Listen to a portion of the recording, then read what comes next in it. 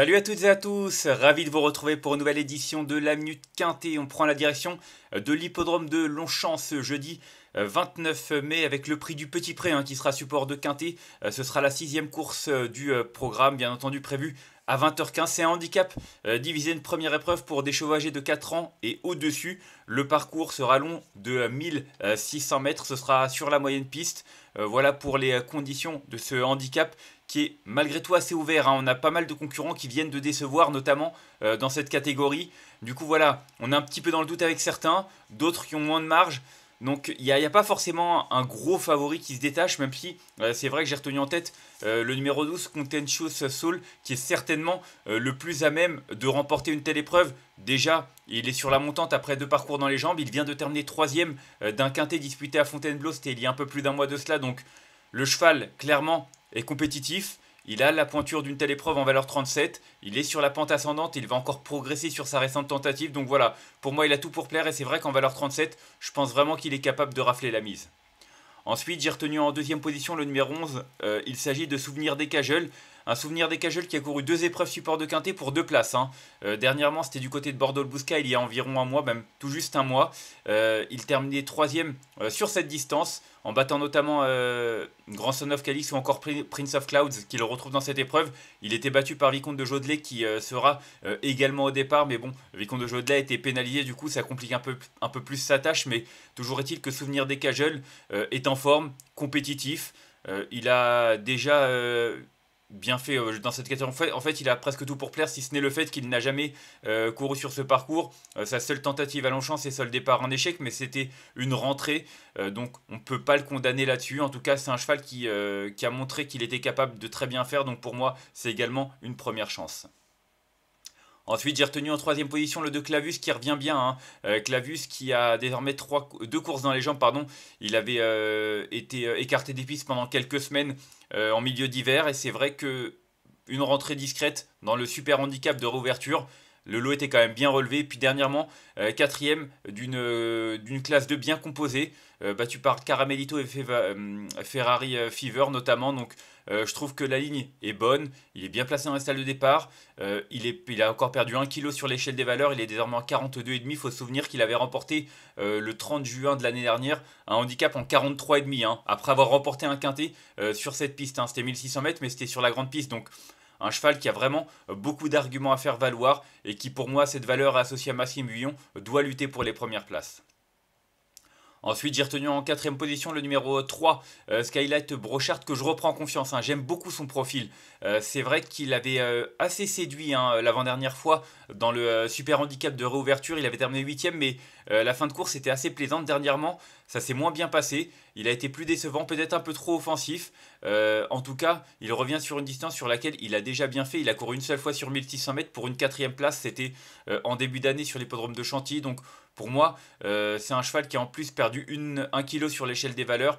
Il a quand même fait l'arrivée de handicap en valeur 45, deuxième en 45, là il est en 42. Clairement, au niveau de la chance théorique, il n'y a rien à signaler. Il faut juste que ça se passe bien. En tout cas, moi, je lui fais confiance pour remettre les pendules à l'heure. On lui a retiré les œillères. Ça lui a peut-être pas convenu la dernière fois. En tout cas, il a déjà bien fait 100. Donc attention, je pense vraiment qu'il est capable de remettre les pendules à l'heure.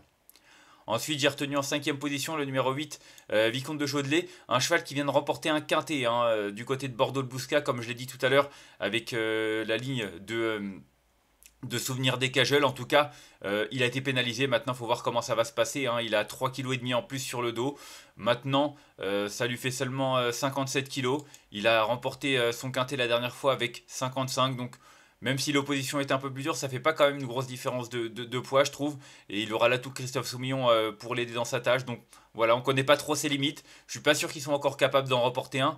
Mais en tout cas, je préfère m'en méfier et la forme peut aider. Je l'ai retenu plutôt pour une place. Ensuite, j'ai retenu en 6ème position le numéro 5, Bohemian Rhapsody. Il fait partie des concurrents qui viennent de décevoir à ce niveau-là, alors qu'auparavant, il avait bien fait. Donc voilà, il y a la petite incertitude. Mais bon, c'est vrai que le super handicap de réouverture, non seulement c'était pas forcément sa distance de prédilection, mais en plus, le lot était quand même bien relevé.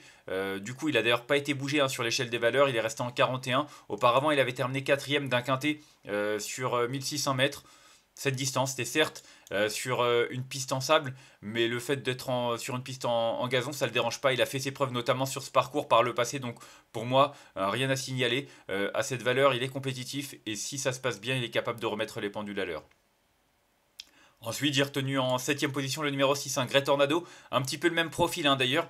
Il avait battu Bohemian Rhapsody l'avant-dernière fois à Chantilly, avant de décevoir sans forcément une grosse explication du côté de Fontainebleau.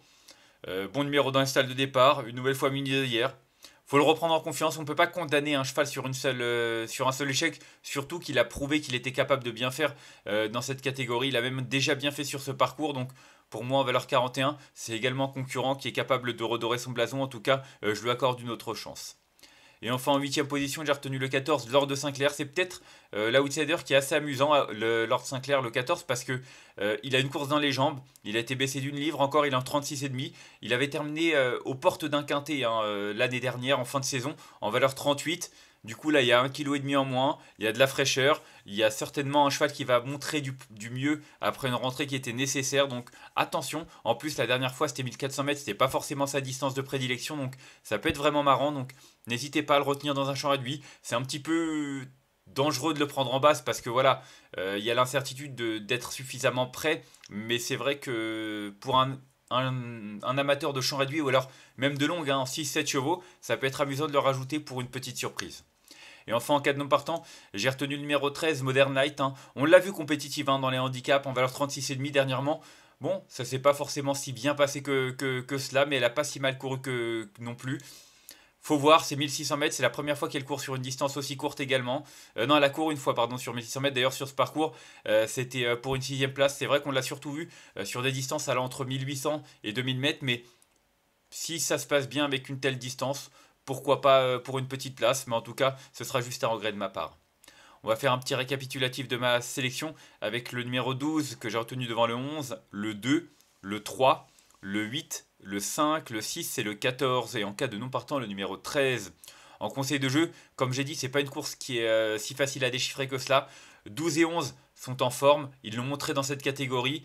Pour moi, ce sont vraiment deux concurrents qui ont de l'avenir et qui vont certainement lutter pour la victoire. Et puis j'ai retenu le 2 Clavus qui revient bien, qui revient dans cette catégorie à une valeur qui est assez favorable. Donc c'est vrai qu'avant le coup, ces trois-là offrent plus de garanties que leurs rivaux. Après, pour gagner, ce sera certainement une question de parcours, mais avant le coup, je trouve que mieux vaut jouer des concurrents qui présentent des garanties plutôt que d'autres qui ont peut-être un petit peu déçu ou qui n'ont pas encore forcément montré qu'ils étaient capables de bien faire à la valeur qui est la leur.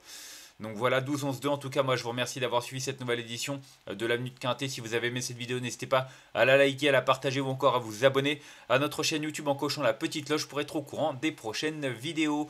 On se retrouvera dès demain pour une nouvelle édition. Ce sera du côté de Vincennes. On retrouve les trotteurs après une longue interruption et pas mal de courses de galop. En attendant, je vous souhaite une excellente journée et de bons jeux à tous. Bye bye.